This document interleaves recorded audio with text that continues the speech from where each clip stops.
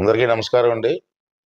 ముఖ్యంగా గ్రామ సర్పంచులు కానివ్వండి, గ్రామంలో ఉన్న పెద్దలకు కానివ్వండి, తెలుగుదేశం పార్టీ నాయకులందరికీ కూడా విజ్ఞప్తి ఏంటంటే, దయించి నేను చెప్పింది పూర్తిగా వినండి. ఈ అవకాశాన్ని వినియోగించుకోని చెప్పి మీ అందరిని కోరుకుంటున్నాను. ఇక్కడే కాదు, నర్సీపట్నం నియోజకవర్గం కాదు, రాష్ట్రం అంతా కూడా నేను పిలుపునిస్తున్నాను. ఇది మంచి అవకాశం మనకి. చంద్రబాబు నాయుడు గారు రెవెన్యూ సదస్సులు పెడుతున్నారు.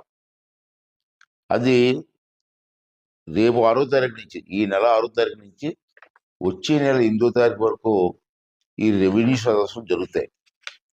ఇది రోజుకొక గ్రామంలో రెవెన్యూ సదస్సు ఏర్పాటు చేయమని చెప్పి చంద్రబాబు గారు ఆదేశాలు ఇవ్వడం జరిగింది. దాని ప్రకారం కలెక్టర్ గారు, ఆర్డీఓలు, తహసీల్దారులు ప్రతి గ్రామంలో కూడా రోజుకొక గ్రామమే, ఆ గ్రామంలో ఈ సదస్సు ఏర్పాటు చేస్తారు. ఈ సదస్సు తాలూకు ముఖ్య ఉద్దేశం ఏంటంటే, గత గవర్నమెంట్లో భూములు ఆక్రమించుకున్నారు, గవర్నమెంట్ భూములు ఆక్రమించుకున్నారు, చెరువులు ఆక్రమించుకున్నారు, దేవాదాయ శాఖ భూములు ఆక్రమించుకున్నారు. తర్వాత మీ భూములు కూడా మీకు తెలియకుండా కంప్యూటర్లో మార్చేశారు. మీకు తెలియదు ఆ విషయం. మీ భూములు మీ పేర్లు ఉన్నప్పటికీ కూడా కంప్యూటర్లో ఆన్లైన్లో మార్చేశారు. ఇవన్నీ చాలా అన్యాయం చేశారు. చాలా మంది ప్రజలు ఇబ్బంది పడుతున్నారు, రైతులు ఇబ్బంది పడుతున్నారు. అంచేత నేనేమన్నానంటే, ఇది మంచి అవకాశం కాబట్టి ఇటువంటి అన్యాయం జరిగిన వాళ్ళు, ఆన్లైన్లో పేర్లు మార్చేసిన వాళ్ళందరూ కూడా ఈ సదస్సుకు వెళ్ళండి. ఆ సదస్సులో తహసీల్దార్ గారు, రెవెన్యూ ఇన్స్పెక్టర్ గారు, సంబంధిత విఆర్ఓ గారు, ఇటువంటి ఆఫీసర్లు అందరూ కూడా ఆ సదస్సుకు వస్తారు. అంతేకాకుండా మండల సర్వేర్ గారు, రిజిస్ట్రేషన్ శాఖ అధికారి, మరి అందరూ కూడా సదస్సులో ఉంటారు.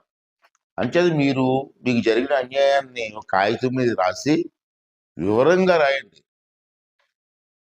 ఏదో చిన్న 2 లైన్లు రాయడం కాదు. ఏ అన్యాయం జరిగింది, ఎలా జరిగింది, ఎవరు అన్యాయం చేశారు, ఇవన్నీ కూడా కాగితం మీద రాసి మీరు ఆ సదస్సుకు వెళ్ళి మీరు ఇచ్చినట్లయితే, ఆ కాగితం ఇచ్చిన తర్వాత 45 రోజుల్లో మీ సమస్యను పరిష్కారం చేయాలని చెప్పి చంద్రబాబు నాయుడు గారు గట్టిగా ఆదేశాలు ఇవ్వడం జరిగింది. అంచేత ఈ అవకాశం మంచి అవకాశం, దీన్ని మీరు వినియోగించుకోండి.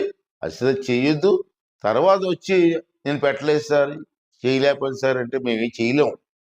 అంటే ఈ అవకాశం ఇచ్చారు కాబట్టి మీ గ్రామంలో సదస్సు ఎప్పుడు పెడుతున్నారో మీకు తెలుసుకొని, మీకు తెలియకపోతే ఎంఆర్ఓ ఆఫీస్కి వెళ్తే మీ గ్రామం ఎప్పుడు వస్తారో చెప్తారు. పేపర్లో కూడా ఏ రోజు ఏ గ్రామం వస్తుందో చెప్తారు, మీ నాయకులు కూడా చెప్తాం. ఆ సదస్సులో మాత్రం ఇటువంటి ఇబ్బందులు ఉన్న వాళ్ళందరూ కూడా వెళ్ళి మీకు న్యాయం జరిగే విధంగా మీరు పాల్గొవలసిందిగా ప్రతి ఒక్కరిని కోరుకుంటూ, అలాగే అన్ని పార్టీ నాయకుల్ని, ముఖ్యంగా తెలుగుదేశం పార్టీ నాయకులు కానీ అన్ని పార్టీ నాయకులు నేను కోరుకున్నానంటే, ఇది రాజకీయాలతో సంబంధం లేదు, రైతులకు అన్యాయం జరగకూడదని ఉద్దేశం.